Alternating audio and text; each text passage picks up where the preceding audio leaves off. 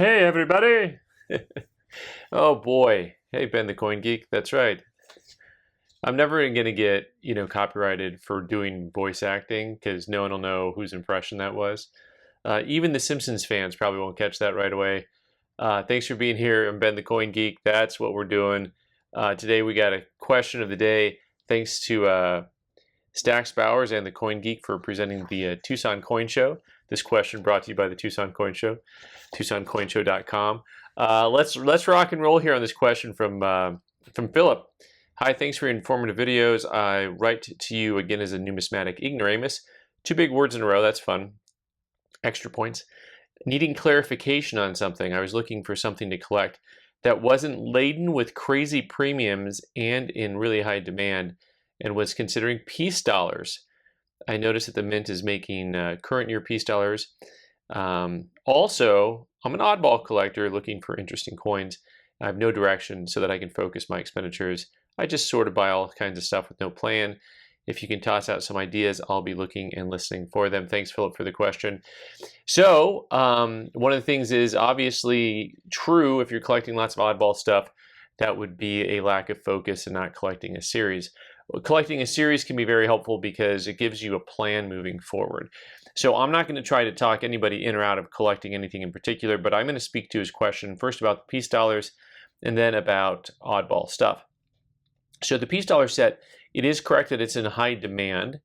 And just so you know, things that are in high demand, especially in tougher grades, will always have higher premiums. So if you don't want higher premiums, generally you have to buy things that are in lower demand. So there's a little bit of a dichotomy, if you will. There's another big word. That's our third today. I hope you guys aren't doing any drinking games.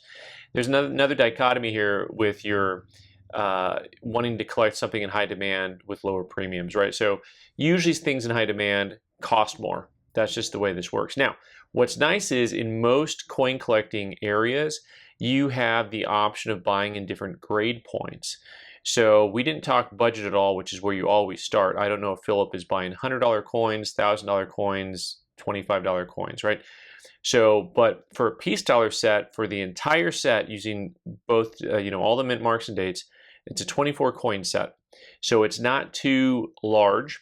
Also, if you want to collect really nice AU58, so the coins just before uncirculated, most of those coins will cost you less than $100. Of course, you're going to have your 1921 and your 1928 and your 1934S. Those are all going to be more expensive, especially the 34S. Like there's one true key date in high grade, and that's the 1934 from the San Francisco Mint. That coin is a bugger. So an AU58 is about a $1,500 coin, and an UNC jumps to $2,800. A better UNC is $4,000, $5,000, and just way more than the rest of the set, right? So, but if you're sticking with like a nice AU58 set, most of those coins, actually a lot of those coins are hard to find in AU58. So like a 1924 peace dollar in AU58 is actually a hard coin to find because people don't get them certified because they're, $30 coins or $40 coins or what have you.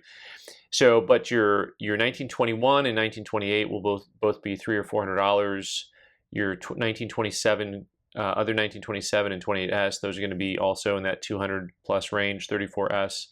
So there's like 7 or 8 coins that'll cost you above $200, and then the other 17 or 16 coins will cost you less than $100 each. So that gives you kind of a path forward and an understanding of price point, right? Once again, if you want all uncirculated, all of a sudden those price points can really change. So peace dollars, beautiful coin, great history. They have the word peace on the back, and the word trust is spelled with a V for victory because that design came out of World War I ending, basically.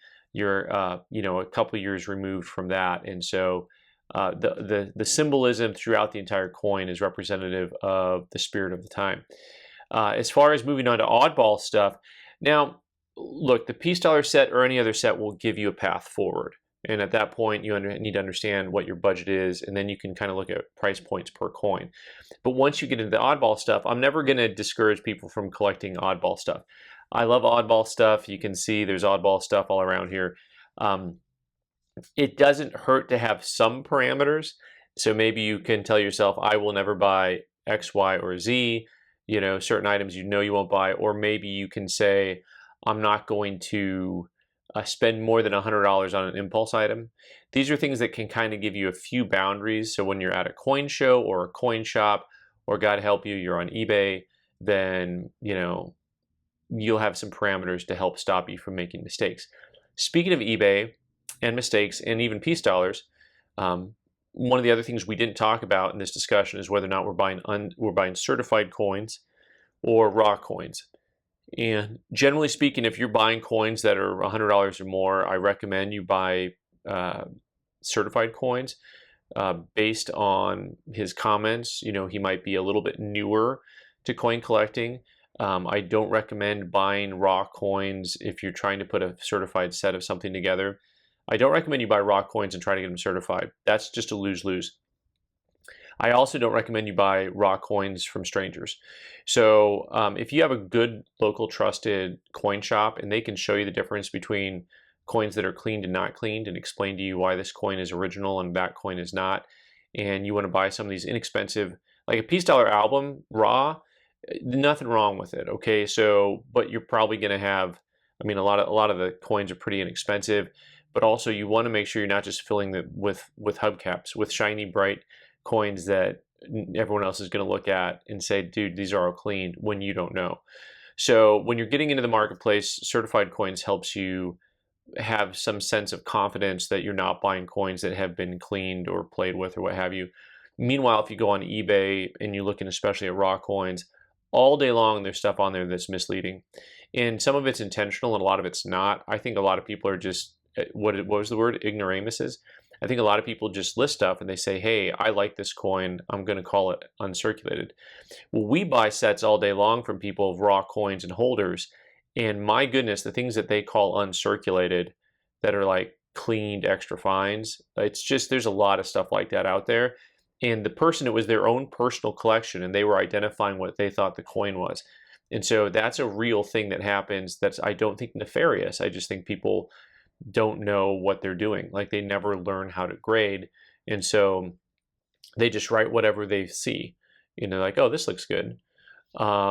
It takes a while to go from Hamburger Helper to, Chili's, and then from Chili's to maybe Texas Roadhouse, right? Well, we got to take steps, baby steps, guys, baby steps. All right. And as far as, once again, your oddball stuff, if you want direction on that, it's hard to direct on oddball stuff. I like historical items. I like things that are tangential to numismatics. So, you may find something like old holders, old bags, old coin counters, coin scales, weights, things that have to do with mining, things that are related even to the Old West. So you think about all the places where money really interacted with history. So for us, mining in the Old West, stagecoaches, all that stuff, that move of silver from Tombstone to New Orleans to make the coins that were minted there. If you go back a couple more centuries before then and you had all of the trade from South America up into Asia or up back into Europe from the Spanish, kingdom, insanely cool stuff historically speaking. And so when you take all of that, it gives you just hundreds and hundreds of different things that you can buy and collect that are money related, coin related, historical items. So oddball stuff is for another day. Too many things to mention. Thanks for being here, guys. Thanks for the question, Philip. Everyone, if you want to, please leave a comment, like, subscribe, share all the YouTube things. And you can watch more videos by clicking on one of the little videos that pop up on the screen. And if you want to subscribe, you find that little owl button and you click on that. All right, guys, thanks for being here.